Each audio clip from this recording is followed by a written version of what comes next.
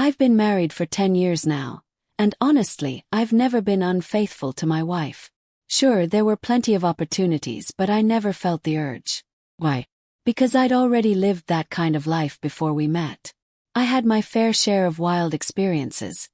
2 women at once, encounters with prostitutes, and situations that pushed the limits of both my imagination and my disgust. By the time I turned 35, the thrill of experimenting had completely worn off. I met my wife when I started a new job. She was in charge of the department next to mine, divorced, raising a child, and absolutely stunning. She was sharp, confident, and we just clicked. A whirlwind romance led to marriage, and for years life was bliss. We were inseparable, built a home together, and even had another child. Other women never even crossed my mind. Then things started to change. People say women have a sixth sense when it comes to their men keeping secrets, but one day out of nowhere, I woke up with that same gut feeling. No reason, no evidence, just a deep certainty that something was off. My wife was cheating. At first, there were no clear signs, just subtle shifts in her behavior, the way she smiled, how she looked at me. It was like something invisible had come between us. I even questioned my own sanity, wondering if I was overthinking. But as time passed, the signs became harder to ignore. She wasn't glued to her phone or dodging my calls, but she suddenly became obsessed with her appearance. She started dieting, joined a gym, lost weight, and filled her closet with new dresses. Strangely, I also found several sets of fishnet lingerie, something she had never worn for me.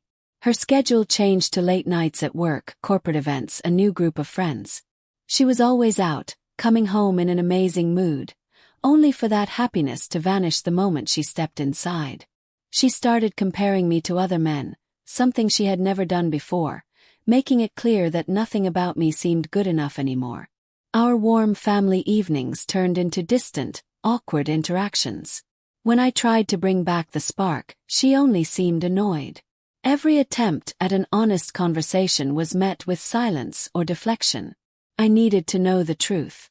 I wasn't going to accuse her blindly, but I also couldn't live with the uncertainty.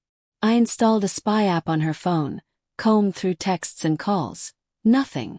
Just work messages and chats with friends. Then I hid a voice recorder in her car. For 2 weeks, I listened to hours of recordings, learning that my wife had a surprisingly good singing voice, knew German, and swore like a sailor while driving, but still nothing incriminating. Just when I started to believe I was being paranoid, fate intervened. At a barbecue with friends, I went to grab some charcoal from the car and noticed my wife's car had a flat tire. I popped the trunk to get a wrench, and that's when I found it.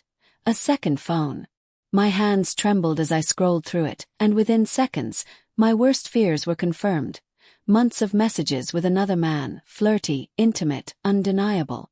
A wave of rage crashed over me, but I kept my cool. I wasn't going to explode in front of everyone. Instead, I sat there silent, trying to process everything. Why? What did I do wrong? Some might say I should have ignored it, let her have her fun and carried on, but that's not who I am. I couldn't live a lie, pretending everything was fine while knowing the truth.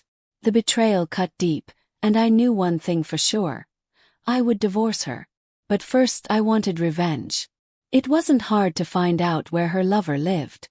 One evening when she went to his place, I followed. I parked right next to his car, blocking the driver's side. The shock on their faces when they saw me was priceless.